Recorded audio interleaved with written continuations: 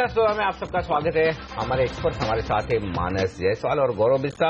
और अब हमें फंडामेंटल राय देने के लिए बाजार के जाने माने एक्सपर्ट अम्बरीश बालिगा भी हमारे साथ कार्यक्रम में शामिल हो चुके हैं हमारे स्टूडियो में। अम्बरीश से राय लूं मैं बाजार पर ही।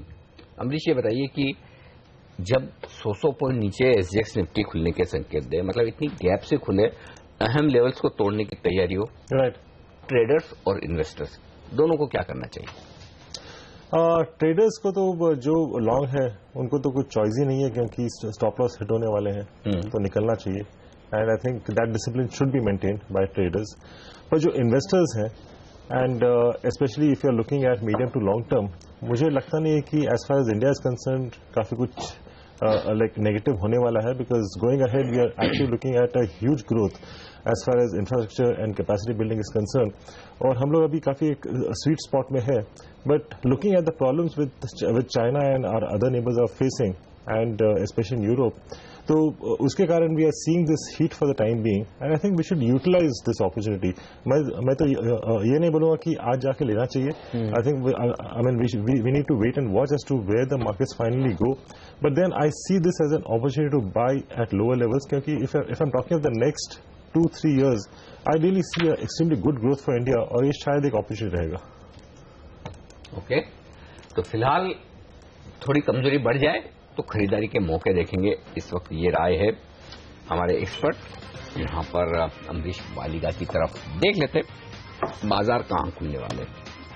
जब 95 अंक नीचे एसजेक्स निफ्टी है तो इंटरेस्टिंग होगी कि 7,500 के आसपास की जो शुरुआत होगी वो क्या होगी, क्योंकि 7,540 से एक अहम लेवल माना जा रहा था टेक्निकली, उसके नीचे तो खुलेंगे, ये बात तो साफ हो गई। अब दूसरा लेवल है 7,500 का, क्या उसके आसपास खुलते हैं, कहां खुलते हैं? देखिए पहली टिक 7,540 पर ही आई है निफ्टी पर। इंटरेस्टिंग 60 अंक नीचे निफ्टी है और 30 अंक नीचे सेंसेक्स है। कमजोर क्या है? टाटा मोटर्स सिर्फ 10% नीचे है, क्योंकि प्री ओपनिंग सेशन में ज्यादा गिर नहीं सकता। एनटीपीसी 10% नीचे है। इंडसइंड बैंक कल अपने नतीजे पेश करेगा, 3% मजबूत है वो स्टॉक और पावर ग्रिड में 3% का नुकसान। यस बैंक 3% कमजोर और यस बैंक के नतीजे भी कल आएंगे। स्टॉक्स यहां पर कमजोरी की तरफ इशारा करते हुए दिख रहे हैं। हिंडाल्को 0.2% ऊपर दिख रहा है इस वक्त प्री ओपनिंग सेशन में, ये है रुझान।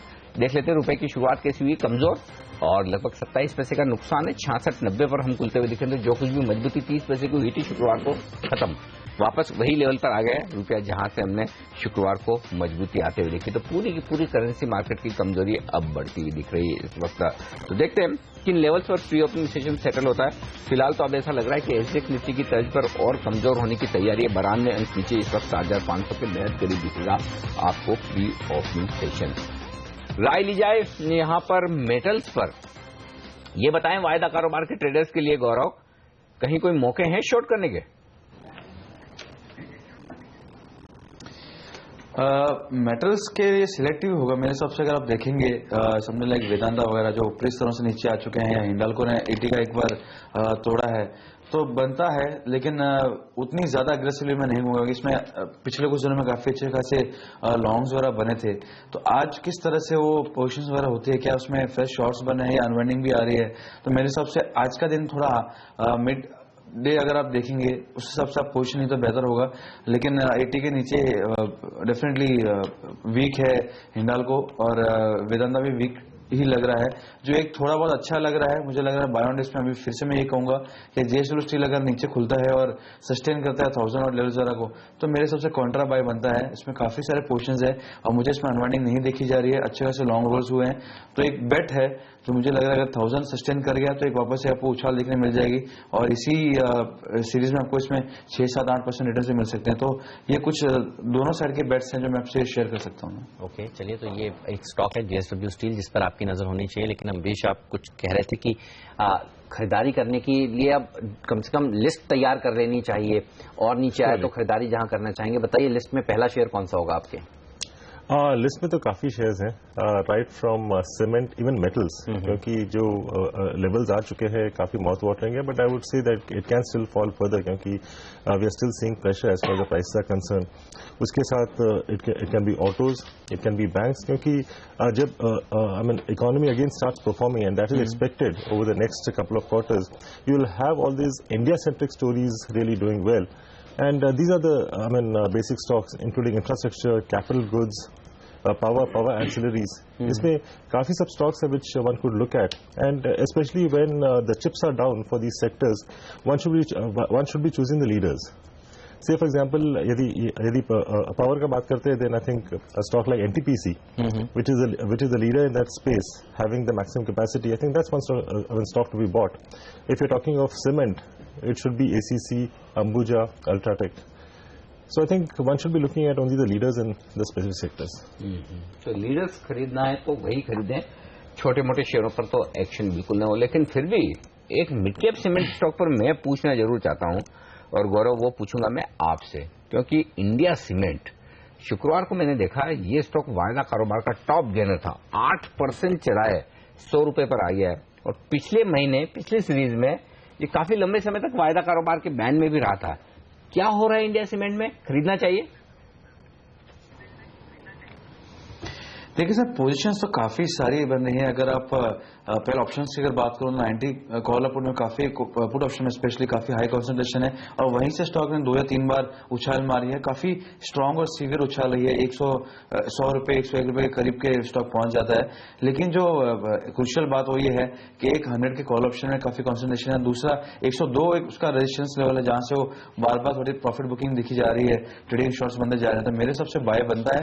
लेकिन या तो अगर निचले स्तरों पे आता है, 92 के करीब आ रहा है, 93 94 ऐसा उस करीब अगर आ रहा है, तो 90 के स्टॉप लॉस से आप बाय कीजिए, या 102 के ऊपर बाय कीजिए। तो मुझे लगता है 102 के ऊपर जो नेक्स्ट लेवल आएगा वो है 110 का, जहां पे सेकंड हाईएस्ट कंसंट्रेशन वगैरह कॉल्स वगैरह में है। तो 110 तक आपको लेवल देखने मिल सकते हैं। उस 102 के अबव अगर आप बाय करते हैं तो 90 का स्टॉप लॉस लगा लीजिए, और 110 115 तक आप उसमें लक्ष्य के लिए खेल सकते हैं।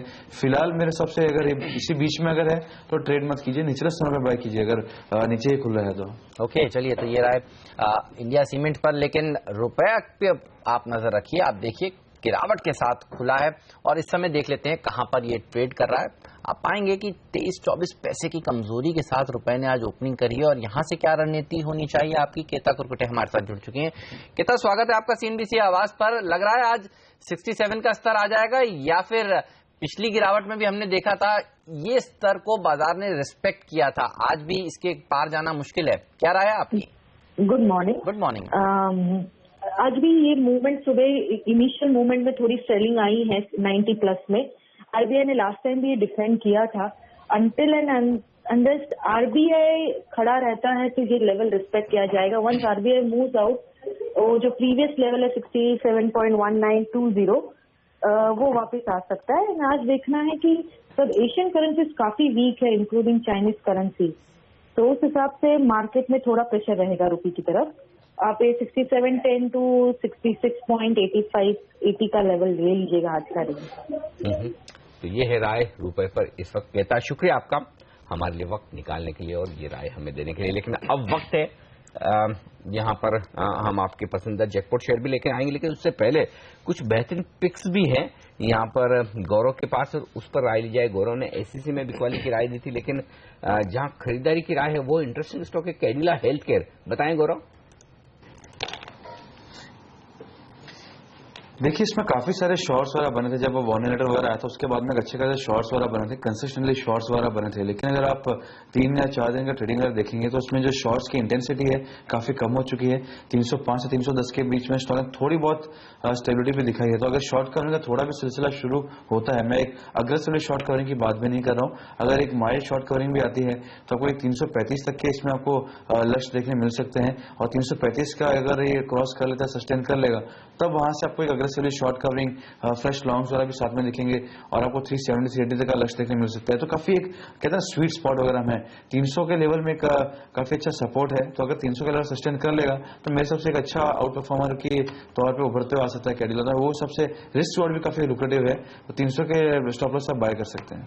तो ये रहा है कैडिला हेल्थ केयर पर। लेकिन आप देखिए बाजार में जो आज गैप डाउन ओपनिंग होगी उसमें 7540 के नीचे आज हम खुले, यानी नया 52 वीक लो खुलते ही लग जाए, इस तरह के संकेत मिल रहे हैं। हमने देखा था सेंसेक्स में भी ऐसा ही हुआ था पिछले हफ्ते। और आप देखिए आज काफी दबाव के साथ सारे के सारे शेयर खुलने वाले हैं। सबसे ज्यादा गिरावट देखने को मिल सकती है वेदांता, टाटा मोटर, टाटा स्टील, केन इंडिया, पीएनबी में। ये हैं टॉप 5 लूजर्स निफ्टी के आज, और एक भी स्टॉक हरे निशान में नहीं खुलेगा, इस तरह के संकेत मिल रहे हैं निफ्टी के अगर आप कॉन्स्टिट्यूएंट्स को देखें तो। बहरहाल ऐसे बाजार में ब्रोकरेज हाउसेस क्या कह रहे हैं, चलिए सीधे चलते हैं। नियति बोहरा मेरी सहयोगी मेरे साथ जुड़ चुकी हैं। नियति, बताइए कौन से वो सेक्टर्स हैं जहां पर ब्रोकरेज हाउसेस बुलिश हैं? अपस्ट्रीम कंपनियों के लिए एक नेगेटिव कॉल दिया है। दिग्गज ब्रोकरेज हाउस फर्म सीएलएसए ने डाउनग्रेड कर रहे हैं दरअसल ओएनजीसी, ऑयल इंडिया और केन इंडिया को। क्रूड में कमजोरी जिस तरह से ऑयल मार्केटिंग कंपनियों के लिए पॉजिटिव है, वहीं तेल उत्पादक कंपनियों के लिए नेगेटिव है, इसीलिए डाउनग्रेड का कॉल दे रहे हैं। रेटिंग अंडर परफॉर्म कर दी है, अब घटा के बाय यानी खरीदारी से। ओएनजीसी का टारगेट प्राइस 320 से घटा के 230 का कर दिया है। ऑयल इंडिया का टारगेट प्राइस इन्होंने 480 से घटाकर 430 तक का कर दिया, और केन इंडिया का भी टारगेट प्राइस घटा रहे हैं, 225 से घटा के अब 200 रुपए तक का कर दिया है। वहीं बैंकिंग सेक्टर पे कॉशियस स्टांस है यहाँ मॉर्गन स्टैनली का। आज सुबह सुबह इनको लगता है कि प्राइवेट जो सेक्टर बैंक्स हैं, इस साल उनकी कॉर्पोरेट एसेट क्वालिटी और ज्यादा खराब होगी। हालांकि लंबी अवधि के निवेशकों को अभी भी इनका मानना है कि प्राइवेट सेक्टर बैंक में ही निवेश करके चलना चाहिए। बैंकिंग सेक्टर में इनका एक्सिस बैंक सबसे ज्यादा पसंदीदा शेयर है, इनका टॉप पिक है, और येस बैंक में भी वैल्यूएशन के हिसाब से निवेश के मौके इनको लगते हैं। लेकिन नीति साथ ही ये भी बताएं कि कौन से स्टॉक्स पर इन ब्रोकरेज हाउस की राय आई आज? कोलगेट पर एक डाउनग्रेड का कॉल आया है क्रेडिट स्विस की तरफ से। एफएमसीजी कंपनी को डाउनग्रेड किया है क्रेडिट स्विस ने। रेटिंग आउट परफॉर्म से घटाकर इन्होंने न्यूट्रल की कर दी है। टारगेट प्राइस 1110 से घटा के 1000 रुपए तक का कर रहे हैं। पतंजलि इसका सबसे बड़ा कारण है। जिस तरह से पतंजलि अपना मार्केट ट्रैप बढ़ाने के लिए टूथपेस्ट कारोबार का विस्तार कर रही है, क्रेडिट स्विस को लगता है कि अगले कुछ सालों में इनका जो मार्केट शेयर है, जो अभी मौजूदा 4 से 5% का है, ये बढ़कर डबल डिजिट्स में हो जाएगा, यानी 10% से ज्यादा मार्केट शेयर ये क्लॉक कर सकता है। वॉल्यूम मोमेंटम अगर कमजोर होता है अगर कोलगेट का, तो फिर इसकी कमी के कारण ये ईपीएस अनुमान फिलहाल यहां पे 3 से 7% का घटा रहे हैं। भारत फोर्ज पे बाय का कॉल यानी खरीदारी की कॉल दे रहे हैं एचएसबीसी। 2016 ईयर ऑफ कंसोलिडेशन होगा, यहां पे थोड़ी गिरावट आपको देखने को मिल सकती है। हालांकि मोस्ट ऑफ द नेगेटिव्स यहां पे प्राइस्ड इन ही है। अर्निंग और शेयर परफॉर्मेंस का जो सिलसिला है वो अब यहां से इंप्रूव होता हुआ नजर आएगा। कुछ एक प्राइस एडजस्टमेंट कर रहे हैं, 1080 से घटा करके इसका टारगेट प्राइस 1030 का कर दिया है। वहीं इन्फोसिस पे सीएलएसए का हाई कन्विक्शन बाय लिस्ट का जो स्टैंड है वो कायम है, यानी पूरी तरह से कन्विंस्ड है कि आपको यहां पे निवेश करके चलना चाहिए। 1325 रुपए तक के टारगेट देख रहे हैं, मतलब मौजूदा भाव से अभी भी 325 रुपए तक के ज्यादा आपको यहां पे तेजी दिखा सकता है ये शेयर। बिल्कुल, तो ये सारे स्टॉक्स हैं जहां पर आज एफआईज की राय की वजह से एक्शन आपको देखने को मिलेगा। लेकिन एक्शन हमारे 2020 के कैप्टन्स ने आज सुबह 7:30 बजे ही बता दिया कौन से शेयरों में होगा खरीदारी या बिकवाली के लिए आज से। आइए देख लेते हैं उनकी टीम्स।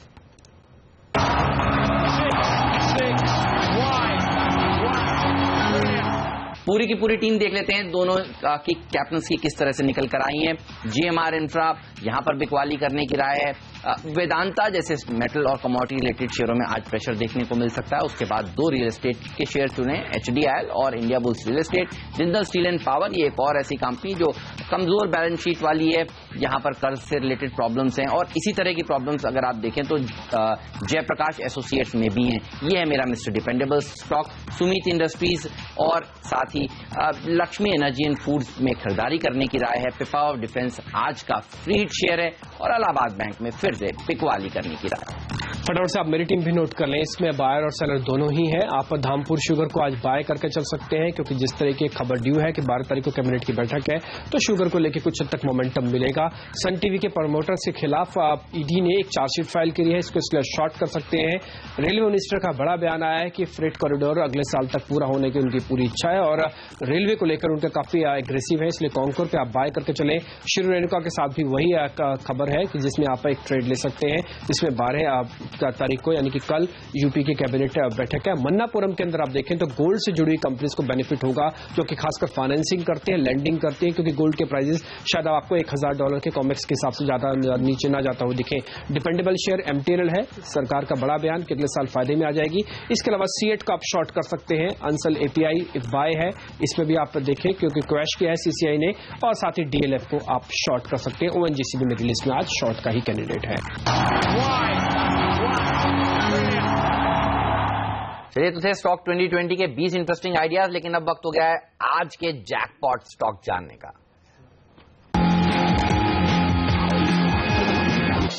और हर रोज की तरह आशीष हमारे साथ जुड़ चुके हैं जो लेकर आए हैं आज का बेहतरीन जैकपॉट शेयर जो लॉन्ग टर्म में आपको अच्छे रिटर्न्स कमा कर दे सकता है। आशीष बताइए कौन सा शेयर है जिस पर आज आप बुलिश हैं? एक ऑटो एंसरी कंपनी है सुब्रॉस। इस कंपनी का 1985 में गठन हुआ था। ध्यान रखें, देश की सबसे लीडिंग ऑटोमोबाइल्स के लिए थर्मल प्रोडक्ट्स बनाने का काम, आसान शब्दों में समझाऊं आपको तो कार एसी मैन्युफैक्चरिंग कंपनी है, कारों के लिए एयर कंडीशनर बनाती है और 40% का तगड़ा मार्केट शेयर है इस कंपनी का। बेहद स्मार्ट बिजनेस मॉडल है। जापान की डेंसो कॉर्पोरेशन के साथ इसका तकनीकी कारोबार कोलैबोरेशन है। तो प्रमोटर्स इस केस में सूरी परिवार, उनका 40% स्टेक है।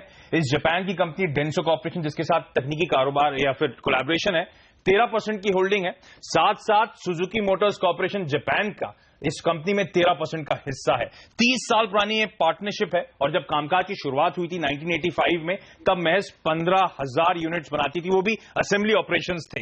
आज ये कंपनी एक पूरी तरह से इंटीग्रेटेड मैन्युफैक्चरिंग कंपनी है जो कि 15 लाख यूनिट सालाना बनाने की क्षमता रखती है। तो बेहतरीन बिजनेस मॉडल है इस कंपनी का। क्यों पसंद आ रही है? सबसे पहले तो जो यूनिक बिजनेस मॉडल है, बिजनेस वॉल्यूम्स इस कंपनी के टेक्नोलॉजी एश्योर्ड है। कस्टमर के तौर पे मारुति सुजुकी है, टेक्नोलॉजी के तौर पे डेंसो कॉर्पोरेशन है और ये दोनों कंपनी के बोर्ड में है और कंपनी की शेयर होल्डिंग भी रखते हैं। इसके अलावा ध्यान रखें, एसी पैसेंजर कार के लिए एसीज बनाती थी। इसके अलावा रेलवेज के लिए एसीज, बस, ट्रक्स, ऑफ रोड व्हीकल्स के लिए एसी, ट्रांसपोर्ट रेफ्रिजरेशन सिस्टम्स के लिए एसी बनाती है। मारुति इस कंपनी का सबसे बड़ा क्लाइंट है, 81% के आसपास की होल्डिंग है। तो बेहतरीन कंपनी है। मारुति में जो नया प्लांट आ रहा है, मारुति के अब तक जो सेल्स हैं, जो नए मॉडल्स अब लॉन्च कर रहे हैं, उसका भरपूर फायदा मिलेगा। रेलवे से कामकाज की शुरुआत हो चुकी है, बाजार खुलने वाले हैं और आप जैकपॉट शेयर दिन में 2 बार और बताएंगे। पूरे विस्तार से आपसे जैकपॉट शेयर के बारे में समझेंगे, लेकिन फिलहाल बाजारों के खुलने की तैयारी इस वक्त प्री ओपनिंग सेशन में संकेत 150 अंकों की कमजोरी के हैं। सेंसेक्स और निफ्टी 7,525 के आसपास 75 अंक नीचे खुलने की तैयारी करता हुआ दिख रहा है। चलिए देखते हैं किस तरह की शुरुआत हुई है। 200 अंक नीचे शुरुआत हुई है सेंसेक्स के और निफ्टी 80 अंक नीचे खुलता हुआ दिख रहा है। 225 अंकों का नुकसान, 240 अंक नीचे है सेंसेक्स, 250 अंक अब गिर चुका है सेंसेक्स और 270 अंकों का नुकसान। हर टिक के साथ आप देखिए बाजार कमजोर होते दिख रहे हैं। अब 285 अंक नीचे इस वक्त सेंसेक्स आपको नजर आएंगे और निफ्टी भी सेंचुरी मारता हुआ 7,500 के करीब 100 अंकों का नुकसान। सेंसेक्स ट्रिपल सेंचुरी मारकर 300 अंक नीचे कमजोर हो चुका है। अभी तक यहां पर कमजोरी रुकने का नाम नहीं ले रही है। 7,500 से कुछ नीचे के लेवल्स अब आए। 103 अंकों का नुकसान सेंसेक्स में आपको दिखेगा, निफ्टी में आपको दिखेगा और सेंसेक्स 325 अंक नीचे खुलता हुआ दिख रहा है। तो जिस अहम लेवल की बात हम कर रहे थे 7,500 की बेहद करीब वहां पर बाजार ट्रेड करता है। इंट्राडे में वो टूट चुका है। आप देखिए 7,497 का स्तर हमने देखा है। इंट्राडे में 7,500 का स्तर अभी टूट चुका है और आप देखिए चौतरफा गिरावट देखने को मिल रही है। एक भी ऐसा स्टॉक नहीं है जो आपको हरे निशान में इस समय दिखे। निफ्टी में सारे के सारे शेयरों में आप देखिए गिरावट देखने को मिल रही है। निफ्टी के 50 शेयर नीचे और अब 325 पॉइंट की गिरावट के साथ सेंसेक्स ट्रेड करता हुआ। एफएनओ में देखिए सबसे ज्यादा पिटा है सन टीवी का शेयर। यहां पर ईडी ने जिस तरह से चार्जशीट में दोनों बंधुओं के नाम, कलानिधि मारन और दयानिधि मारन का नाम शामिल किया है। टॉप लूजर है। अच्छी तेजी हमने देखा था शुक्रवार के सेशन में इसमें बनी थी शॉर्ट कवरिंग के चलते। इसके अलावा मेटल्स देखिए, कमोडिटी रिलेटेड स्टॉक्स देखिए, वेदांता हो या फिर Indiabulls real estate, Jindal steel and power जैसे शेयर देखिए दबाव में है। High beta share real estate pack देखिए, DLF, HDIL, Indiabulls real estate ये कमजोरी के साथ ट्रेड कर रहा है। इंडिया सीमेंट और दूसरे सीमेंट शेयरों में भी गिरावट देखने को मिल रही है। केवल 2 ही स्टॉक हैं एफएनओ में जो हरे निशान में, एक है गोदरेज कंज्यूमर्स और एक एनएचपीसी। इन दोनों को छोड़ दीजिए तो एफएनओ के भी सारे शेयर कमजोरी के साथ ही ट्रेड करते हुए और अब 7,500 के थोड़ा सा ऊपर आता हुआ। तो एक बार तो 7,500 का स्तर मार्केट ने तोड़ दिया, इसका रिस्पेक्ट नहीं किया। हाँ, इसे तोड़ना नहीं कहेंगे। अब जाकर वापस नीचे जोर से जाए तब मजा आएगा, क्योंकि अल्टीमेटली सुबह सुबह की जो टिक्स होती है वो काफी हद तक कोई भी लेवल्स आपको दिखा सकती है। लेकिन हाँ, 7,500 के आसपास बाजार जरूर है और एसिक निफ्टी की तर्ज पर ही यहाँ पर बाजार कारोबार करता हुआ दिखा है लगभग 100 अंकों के नुकसान के साथ। अब निफ्टी पर थोड़ी सी यूं कहें कि स्टेबिलिटी आने की कोशिश होती दिख रही है। सेंसेक्स भी अब निचले स्तरों से 50 पॉइंट थोड़ा सा रिकवर करने की कोशिश कर रहा है, लेकिन रिकवरी मिड कैप शेयरों में नहीं है। 1.25% का नुकसान यहीं पर है। और आज सुबह हम यही बात कर रहे थे कि ज्यादा दिक्कत आप देखिएगा मिड कैप शेयरों में होगी अगर बाजार कमजोर होता था। और बैंक निफ्टी भी आप देखिए लगभग 200 अंक नीचे है। खबरों के दम पर जिन स्टॉक्स में एक्शन है उन पर नजर डाल लीजिए। पहले तो हमारा जैकपॉट शेयर सुब्रोस आज मजबूत खुलता हुआ दिख रहा है। सुब्रोस में हमने 4% के आसपास की मजबूती देखी थी। जी हां, अब भी 4 से 5% मजबूत ये स्टॉक बना हुआ है। MTNL यहां पर जो मंत्री जी ने कहा है कि अगले साल से मुनाफे में आ जाएगी, स्टॉक 5% ऊपर आपको नजर दिखेगा। शुगर शेयरों में अब भी खरीदारी होती हुई दिख रही है। कुछ सेलेक्टिवली शुगर शेयर मेरी स्क्रीन पर, मवाना शुगर 5% ऊपर नजर आएगा इस वक्त आपको। जो नतीजों का असर दिख रहा है और जो अलॉटमेंट ये करने वाले थे वो टाला है, उसका असर MIC इलेक्ट्रॉनिक्स पर 12% का नुकसान यहां पर दिखेगा। सन टीवी 6% नीचे है। SD एल्यूमिनियम लगातार 2 सर्किट झेलने के बाद आज फिर से नीचे 7% का बड़ा नुकसान इस पर आता दिख रहा है। सिंटेक्स ने भी कमजोर नतीजे पेश किए थे और 6% के आसपास की गिरावट सिंटेक्स में भी आप देख सकते हैं। लेकिन 8 के माइल्स के नंबर्स ठीक ठाक हैं, 1% के आसपास की मजबूती यहां पर है। और सन टीवी के अलावा JP एसोसिएट वायदा कारोबार में 4% नीचे है। ट्रेडर्स के कुछ पसंदीदा काउंटर्स जो काफी कमजोर हुए, HDIL, India cement, Adani power, यहां पर तेज मार पड़ती हुई दिख रही है आज के सेशन में। और बाजार यहां पर सेटल होने की कोशिश करते हुए दिख रहे हैं। इस वक्त ये है बाजार का रुझान। अगर एक ट्रेड लेना हो इंट्राडे में इस वक्त क्या होगा गौरव निफ्टी पर? देखिए यहां से ये लेवल से अगर ट्रेड करें तो मैं सोचूंगा 7480 7490 के स्टॉप लॉस से आप बाय करेंगे, वो मेरे से बेहतर होगा। जब तक ये निफ्टी कंसिस्टेंटली 7500 के नीचे ट्रेड नहीं करेगा मैं थोड़ा सा एक टिंच रखूंगा बुलिशनेस का। हाँ, अगर 7500 के नीचे कंसिस्टेंटली ट्रेड कर रहा है तो मेरे हिसाब से फिर आपका 7540 का स्टॉप लॉस हो जाएगा और आप 7400 के लिए आप खेल सकते हैं। फिर 7400 के लिए खेल सकते हैं अगर 7500 को होल्ड सस्टेनेबल बेसिस पर नहीं करता है। लेकिन आप देखिए आज दबाव साफ तौर पर देखने को मिल रहा है भारतीय बाजारों में खुलने के साथ ही। एक ट्रेड जो आप अमरीश लेना चाहेंगे इस समय 7500 के इंपॉर्टेंट लेवल के आसपास है बाजार, क्या होगा वो ट्रेड, तेजी का या मंदी का, और कौन से स्टॉक में आप निफ्टी में भी बताइए। अभी तो इनफैक्ट लाइक आई सेड मैं तो बाहर रह के एक बार देखूंगा कि वेट एंड वॉच करूंगा at least for the next hour and half. और यदि इस लेवल पे सस्टेन करता है then possibly I may go in and start buying. And like I said my buying would be in power and cement. और power में I would be looking at buying NTPC and cement I would be buying Ambuja. Although Ambuja उतना गिरा नहीं है but I think eight levels closer to about 190 192 I think one should be looking at buying it. Okay, तो यहाँ पर आप देखिए गिरावट तो काफी तेज है, लेकिन बाजार सारे दिग्गज हो या फिर मिड कैप शेयर तेजी से गिरते हुए दिख रहे हैं। लेकिन कुछ और स्टॉक्स जहां पर एक्शन दिख रहा है, राय ले ली जाए फटाफट हमारे एक्सपर्ट से। और उसमें कमजोरी की तरफ वाले शेयर मेरी स्क्रीन पर ज्यादा आते हुए दिख रहे हैं। JSPL 4% कमजोर है, यहां पर मार पड़ती हुई दिख रही है। इसके अलावा बाकी मेटल स्टॉक सारे कमजोर होते दिख रहे हैं, वेदांता, टाटा स्टील और हिंडाल्को। गौरव, इनमें से कोई स्टॉक है जो आपके लिए शॉर्ट करने का मौका दे रहा है?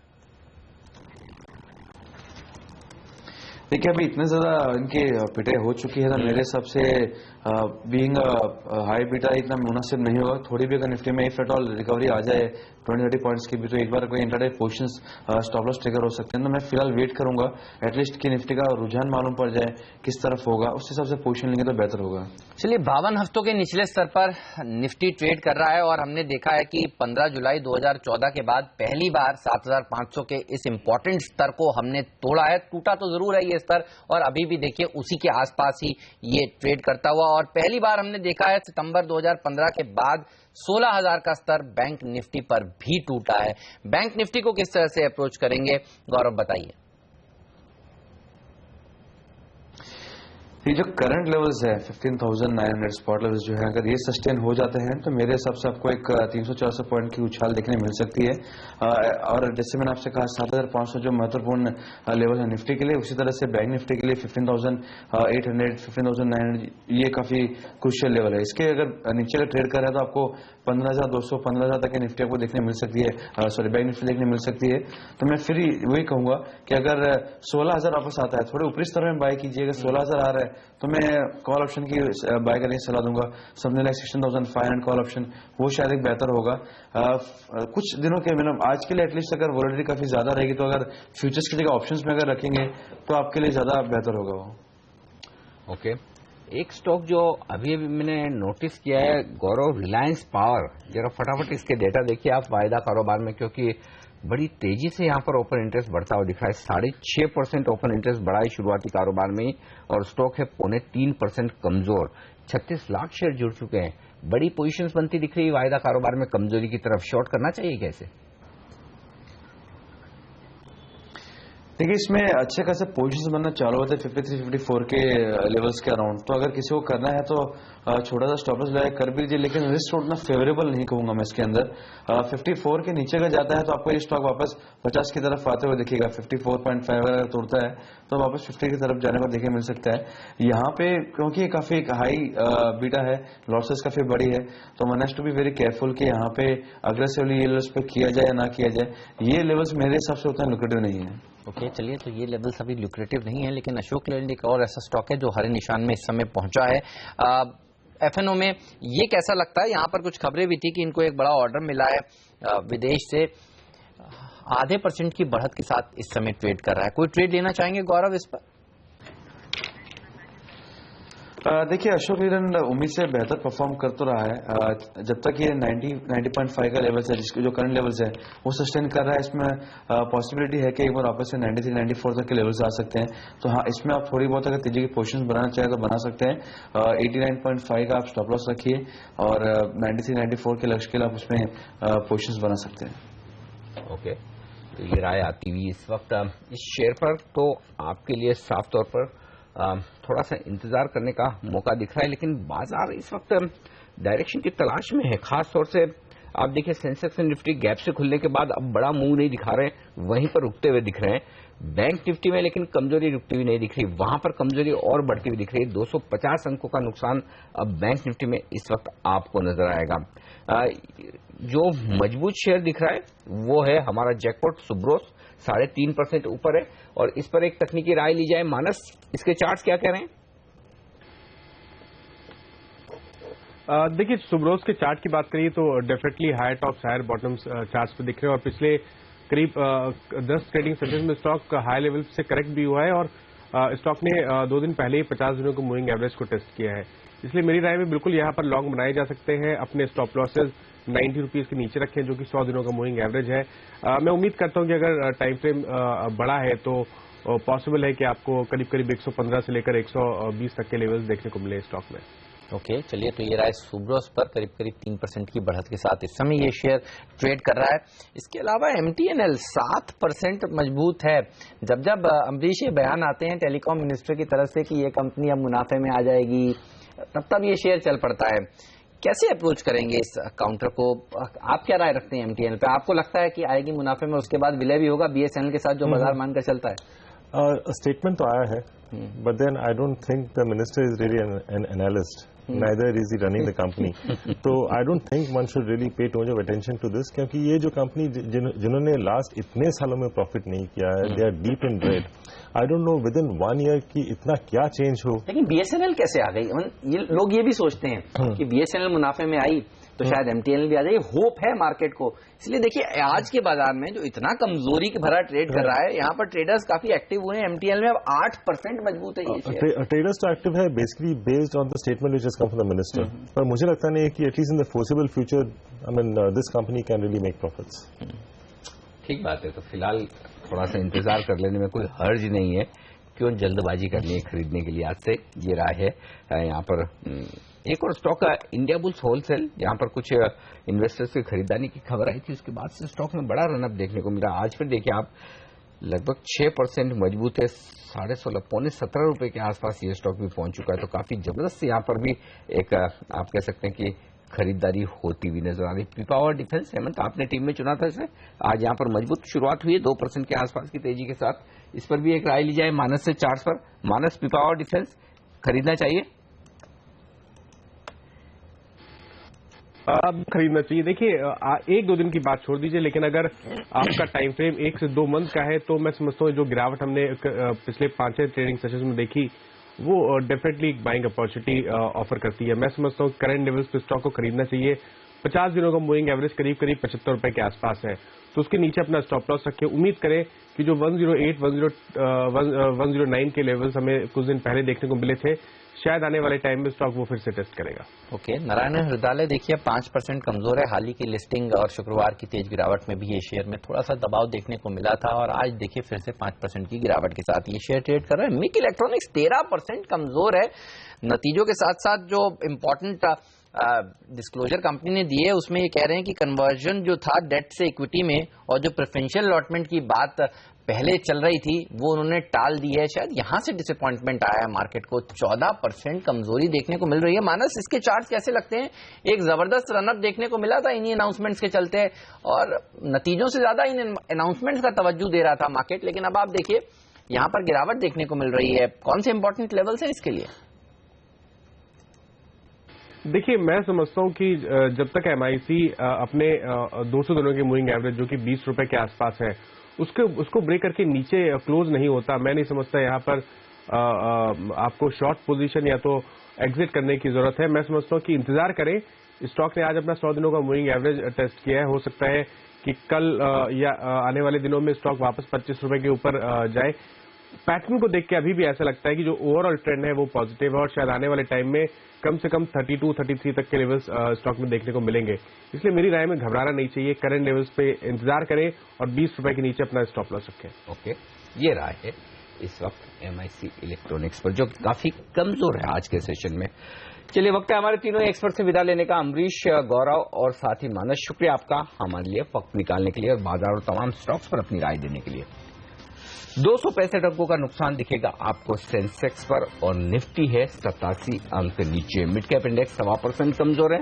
वहीं बैंक निफ्टी की गिरावट ज्यादा 2.5% यानी कि 1.5% का नुकसान, 250 पॉइंट यानी कि 1.5% का नुकसान आपको दिखेगा बैंक निफ्टी में। महज 200 शेयर मजबूती के साथ टिके हैं जबकि 1135 शेयर इस वक्त कमजोरी के साथ कारोबार कर रहे हैं। तो उससे आपको अंदाजा लगेगा किस तरह का बुरा हाल है बाजार में। कमजोरी के लिहाज से शेयरों का काफी कमजोरी के साथ कारोबार होता दिख रहा है ब्रॉडर मार्केट में भी इस वक्त। चलिए, सीएनबीसी आवाज और सीएनबीसी आवाज के दर्शकों के लिए ये हफ्ता बेहद अहम है और वो इसलिए कि इस हफ्ते 13 तारीख को हम मना रहे हैं सीएनबीसी आवाज की 11वीं वर्षगांठ। सीएनबीसी आवाज 11 साल पूरे करने जा रहा है और इस मौके पर हमारा कोई न कोई तोहफा तो आपको देना बनता है। तो सबसे पहले इस हफ्ते हम आपके लिए काम कर रहे हैं वो ये कि 5 बड़े ऐसे वेल्थ क्रिएशन करने वाले एक्सपर्ट से हम आपको मिलवाएंगे जिन्होंने वाकई में अपने लिए, अपने क्लाइंट्स के लिए बड़ी वेल्थ बनाई है पिछले कई सालों में। और आज इस कड़ी की हम शुरुआत कर रहे हैं और आज इस शुरुआत में हम आपको एक ऐसी शख्सियत से मिला रहे हैं जिन्होंने कुछ स्टॉक्स ऐसे हैं जो 40 गुना करके बेचे हैं। जी हाँ, पैंटालून रिटेल और पेज इंडस्ट्रीज उन्होंने जब खरीदे और जब बेचे उसमें 40 गुना मुनाफा बनाया है। यह आप जरूर जानना चाहते होंगे। तो वेल्थ क्रिएशन एक्सपर्ट और द थॉटफुल इन्वेस्टर्स के ऑथर बसंत माहेश्वरी हमारे साथ कार्यक्रम में शामिल हो रहे हैं कोलकाता से। बसंत जी, स्वागत है सीएनबीसी आवाज पर आपका और हमारे जन्मदिन के इस खास मौके पर आपने समय दिया, बहुत बहुत शुक्रिया आपका। सबसे पहले आपसे यही राय लेना चाहता हूं कि ये स्टॉक्स 40 गुना हो जाएंगे, ये आप कैसे पहचानते हैं?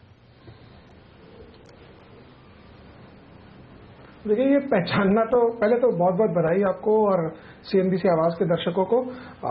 आप इतने सालों से ट्राई कर रहे हैं कि लेवल ऑफ इंफॉर्मेशन बढ़े। देखिए, शुरू में नहीं पता चलता कि शेयर 40 गुना होगा कि 10 गुना होगा कि 40% नीचे दिखेगा। आप 3, 4, 5 चीज देखते हैं साथ में, जो मैं हर वक्त कहता हूं पहले कि नॉर्मली जो शेयर 10, 20, 50, 100 गुना बढ़ते हैं उनकी बहुत सिंपल कैरेक्टरिस्टिक्स होती है। एक, वो टेलविंड होना चाहिए सेक्टर में, मतलब entire sector should be moving. क्योंकि अगर आप खुद चल रहे हैं और सामने से आपको बड़ी परेशानियां आ रही है तो मुश्किल है। तो और अगर सेक्टर ही 20% बढ़ रहा है और आपकी कंपनी 30-35% बढ़ रही है तो बहुत आसान हो जाता है। तो ग्रोथ होना जरूरी है। ग्रोथ के 50% प्रॉब्लम सॉल्व हो जाती है अगर आपकी कंपनी हाई ग्रोथ है तो। उसके बाद सेक्टर टेलविंड, जैसे मैंने कहा। फिर स्मॉल कैप होता है तो आसान होता है बिकॉज आपका बेस छोटा रहता है, आप मार्केट शेयर ले सकते हैं, काफी कुछ कर सकते हैं आप। उसके बाद मैनेजमेंट भी इंपॉर्टेंट होता है, बट अगर बुल मार्केट है तो खराब मैनेजमेंट के शेयरों में भी पैसे बनते हैं और अच्छे मैनेजमेंट के शेयरों में भी पैसे बनते हैं। तो मैनेजमेंट इज वेरी इंपॉर्टेंट, लेकिन इसमें कोई एक चीज नहीं है कि आप बोलते हैं कि भाई इसी से ही सब कुछ काम होगा। जैसे फिर आप कहते हैं हाई रिटर्न ऑन इक्विटी होनी चाहिए, लेकिन पैंटालून में तो हाई रिटर्न ऑन इक्विटी थी नहीं, लेकिन एक सेक्टर टेलमेंट था और हमें ख्वाब था कि शायद वॉलमार्ट बन जाएगा। तो अब वॉलमार्ट तो बहुत दूर है अभी तो, बट ठीक है, बीच में प्रॉब्लम हो गई, कंपनी में आ गई। बट शेयर मार्केट के लिए 3 साल 5 साल इज लाइक अ जनरेशन, और 10 साल हो गए तो 2 जनरेशन हो गए। और नॉर्मली शेयर मार्केट वाले बड़े अपॉर्चुनिस्टिक होते हैं, हमको जब तक लगेगा कि कंपनी अच्छी है हम उसके साथ रहेंगे, जिस दिन हमें लगेगा कि कोई और मिल गया तो उसको हम छोड़ के कहीं और चले जाते हैं, क्योंकि परिवार तो है नहीं कोई है। तो आपको जब तक ही कंपनी के साथ रहनी है जब तक आपको लगता है कि पैसा बनता आ रहा है। लेकिन ये सब चीजें देखने के बाद भी आपको एक एक्सटर्नल एनवायरमेंट चाहिए। तो मतलब पैंटालून में हम ऐसा पैसा इसलिए बना पाए बिकॉज किशोर बियानी उस समय आए ये स्कीम लेकर सामने। पेज इंडस्ट्रीज में इसलिए पैसा बना बिकॉज जॉकी आईपीओ लाया था और आपको मिल गया मौका बनाने का। तो आप जितनी मेहनत कर ले, जितनी होशियार हो जाए, बट एक एक्सटर्नल कॉन्फ्लुएंस ऑफ इवेंट्स जिसको हम लोग अंग्रेजी में कहते हैं वो होना जरूरी है, तभी दोनों की मैचिंग होती है।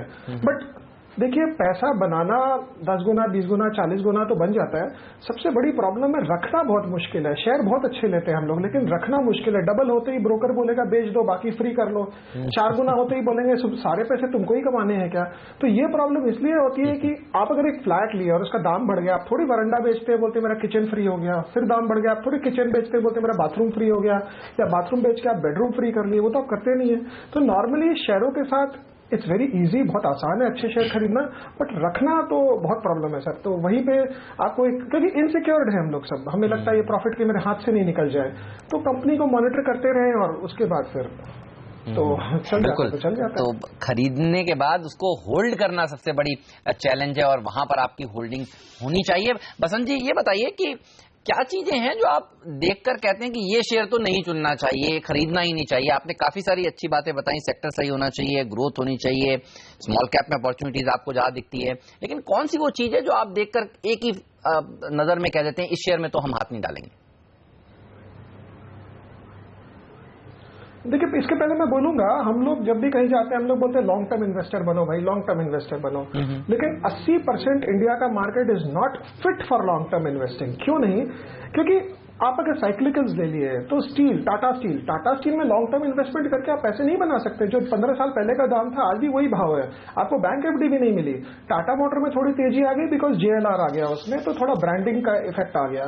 तो Tata steel, metal companies, cyclical companies, government regulated companies, ONGC 5 साल पहले भी सस्ता था, अभी भी सस्ता है, सस्ता ही रहता है, दिखता है। तो नॉर्मली अगर आप मेरे से पूछे तो सेकुलर ग्रोथ जहां प्रेडिक्टेबल है, जैसे अगर आप बोलेंगे कि कौन से शहरों में पैसे बने, तो बोलूंगा Asian paint, TCS, Infosys, Wipro, Nestle, HUL, मतलब मैरिको, डाबर, आप बोलते जाइए, 15 शहर आप सटासट बोलते जाइए, आपको लगेगा इन सब में एक ही कंसिस्टेंट प्रेडिक्टेबल चीज है, वो कि इनकी ग्रोथ प्रेडिक्टेबल थी कि आज जो है 2 साल बाद, 5 साल बाद, 7 साल बाद, ये है कि आज महंगा होगा, कल सस्ता हो सकता है, लेकिन आपको ये पता है कि इसकी ग्रोथ जो है वो प्रेडिक्टेबल है। सो स्टॉक मार्केट बहुत हाई प्रीमियम देती है प्रेडिक्टेबिलिटी के ऊपर, लेकिन अब वही बात है कि वो जब प्रेडिक्टेबल होगा और महंगा होगा तो फिर आदमी बोलता है तो महंगा है, मैं सस्ता वाला लूं।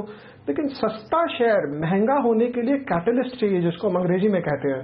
और नॉर्मली हम कहते हैं कि पहले हिस्ट्री देख लो शेयर की, अगर 3 साल 4 साल से कंपनी ग्रो कर रही है तो ही वो ग्रो करती है। वो लंबी गर्दन वाला जिराफ जो है ना, वो चीता की तरह नहीं दौड़ सकता यहाँ पे। तो पुरानी हिस्ट्री अगर हम देखें, अगर 2-3 साल की हिस्ट्री है, कोई ग्रोथ की हिस्ट्री है, तब तो भाई अज्यूम कर सकते हैं कि वो कंटिन्यू करेगी आगे के लिए। लेकिन अगर पुरानी हिस्ट्री नहीं है तो कंपनी को ग्रो करना बहुत डिफिकल्ट होता है, क्योंकि फिर एक कैटलिस्ट चाहिए और एक स्विंग चाहिए जो बहुत जगह आती नहीं है। सो नॉर्मली कंपनियां जहां प्रेडिक्टेबल हो, जहां सेकुलर ग्रोथ हो, वो होती है।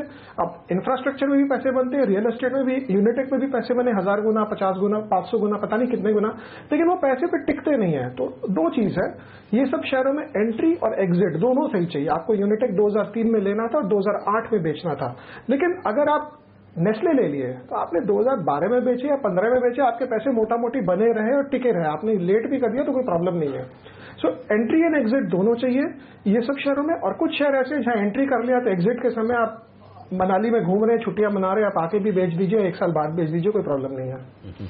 लेकिन बसंत जी, मैं फिर वही आपसे जानना चाहता हूँ, आप एग्जिट कैसे करते हैं?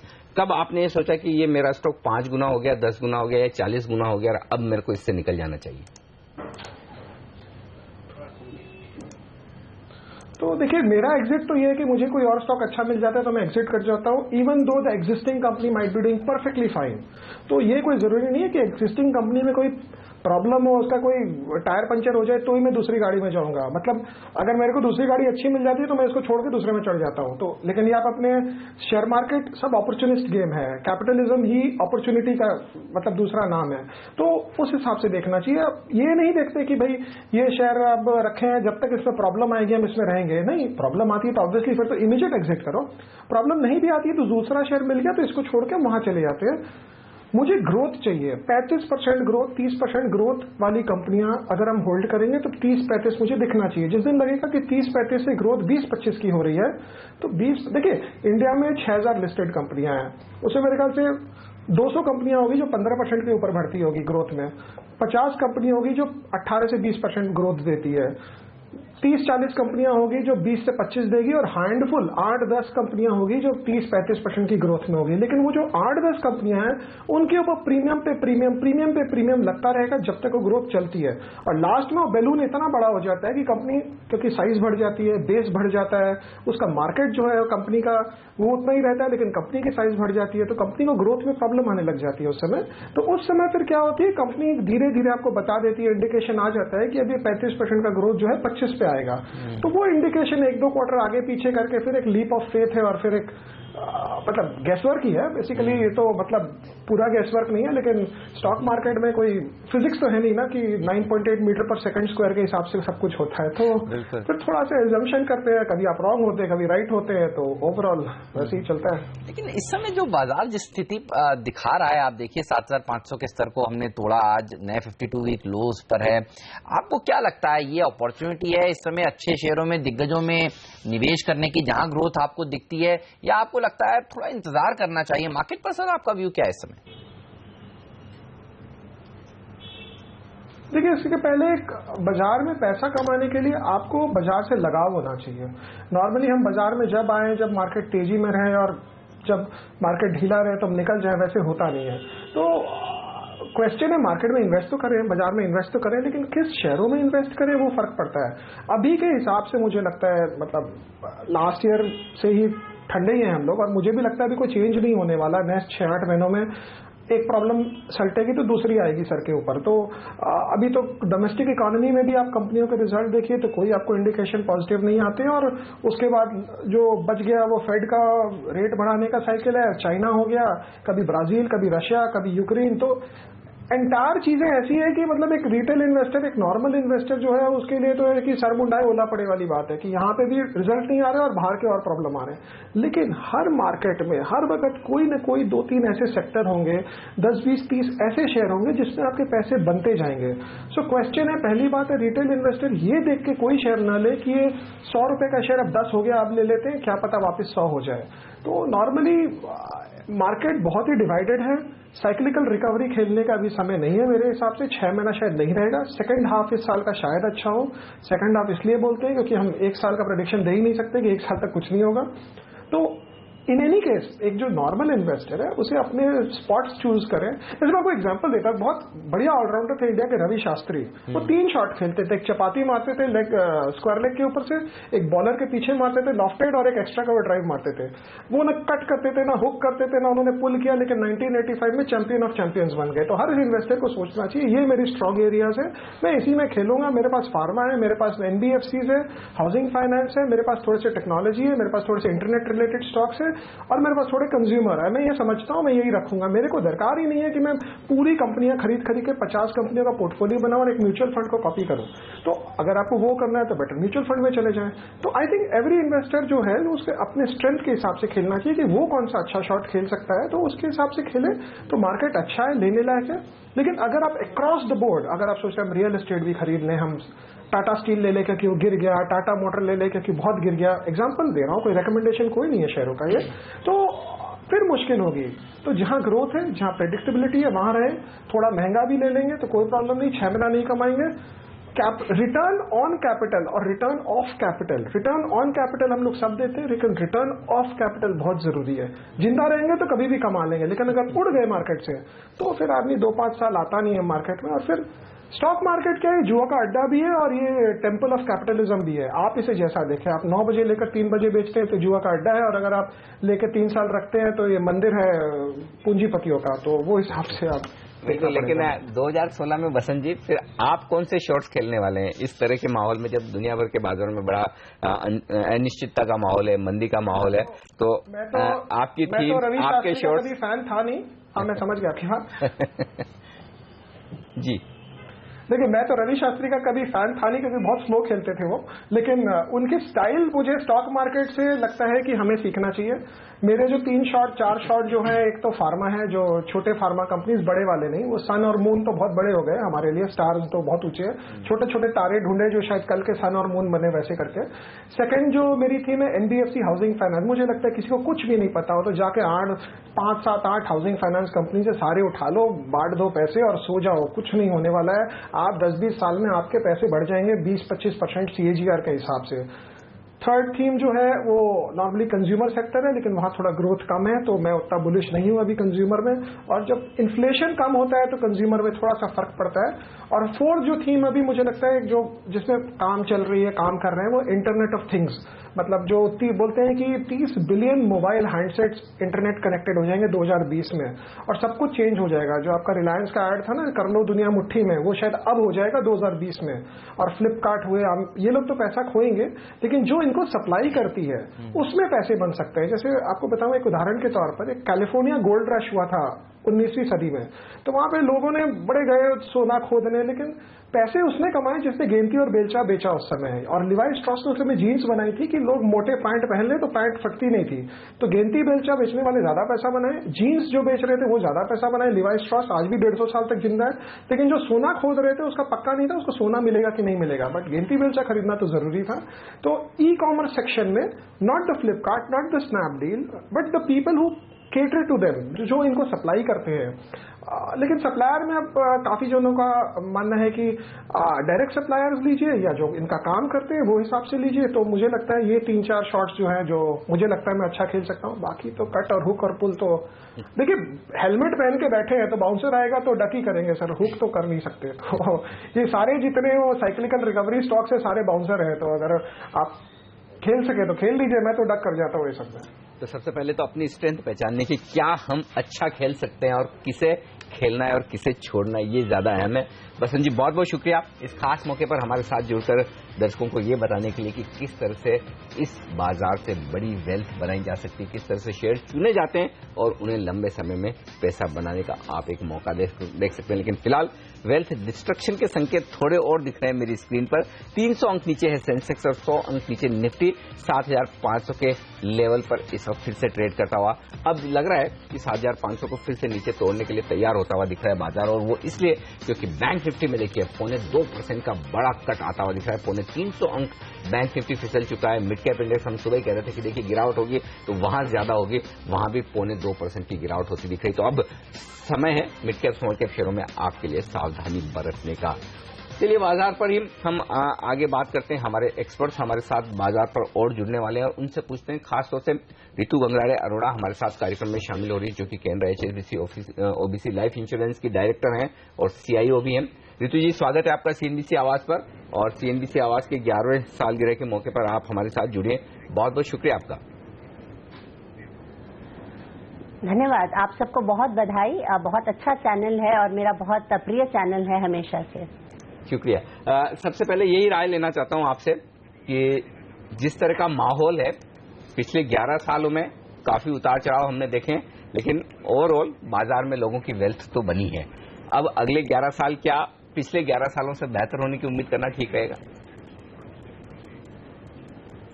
बिल्कुल, मुझे लगता है अगले 11 साल हमारे देश के लिए और स्टॉक मार्केट दोनों के ही लिए बहुत अच्छे होने चाहिए। जो इकोनॉमिक फ्रंट पर हम देख रहे हैं काफी सुधार आए हैं। इंडिया ज्यादा सशक्त नेशन है, चाइना की बराबरी कर रहा है, फास्टर ग्रो कर रहा है। तो मुझे लगता है कि अगले कुछ साल देश के लिए बहुत अच्छे होने चाहिए अगर इसी गति से हम आगे बढ़ते रहे। मैम, तो ये बताइए फिर ऐसी गिरावट में कहां पर आपको लगता है खरीदारी करनी चाहिए? कौन से वो सेक्टर्स हैं जो आपको पसंद हैं और आप इस समय खरीद रही होंगी? अभी जो गिरावट है काफी ग्लोबल क्यूज के कारण है, जो कि बने रहेंगे अगले कुछ महीने। मुझे लगता है काफी वॉलेटाइल मार्केट रहेगा। अगर हम वैल्यूएशन के मद्देनजर देखें तो मार्केट काफी रीजनेबल हो गया है। हम एक साल का कोई रिटर्न नहीं है, एक टाइम करेक्शन हो गया है, करीब 17 टाइम्स FY16 फॉरवर्ड है मार्केट, तो रीजनेबल होता जा रहा है, इसलिए एक बहुत बड़ा डाउनसाइड नहीं दिखता है मार्केट में। बट अभी एक बाउंस बैक भी नहीं दिखता, काफी शार्प स्टॉक सेक्टर मूवमेंट रहेंगे, बजट आने वाला है, ग्लोबल क्यूज रहेंगे, चाइना की स्थिति गंभीर बनी रहेगी। तो ऐसे में मुझे जो एक अनसर्टेनिटी के बीच में जो एक सर्टेनिटी दिखती है वो है सिर्फ अर्निंग्स विजिबिलिटी की। और मैंने पिछली बार भी कहा था कि ऐसे में मैं बॉटम अप स्टॉक सिलेक्शन करके जहां अर्निंग्स विजिबिलिटी है ऐसे स्टॉक्स लेना पसंद कर रही हूं। सेक्टर्स के मद्देनजर अगर मैं देखूं तो मुझे अभी भी ऑटोमोबाइल्स अच्छे लगते हैं, प्राइवेट सेक्टर बैंक्स अच्छे लगते हैं, IT अच्छा लगता है, बट इनमें भी बॉटम अप स्टॉक सिलेक्शन बहुत जरूरी है।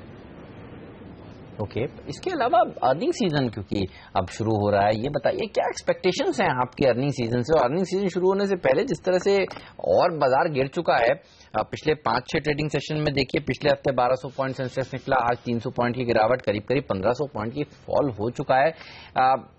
कमजोर नंबर्स इस भाव में आपको लगता है डिस्काउंटेड है या और ज्यादा डिसअपॉइंटमेंट लेकर आएगा ये अर्निंग सीजन?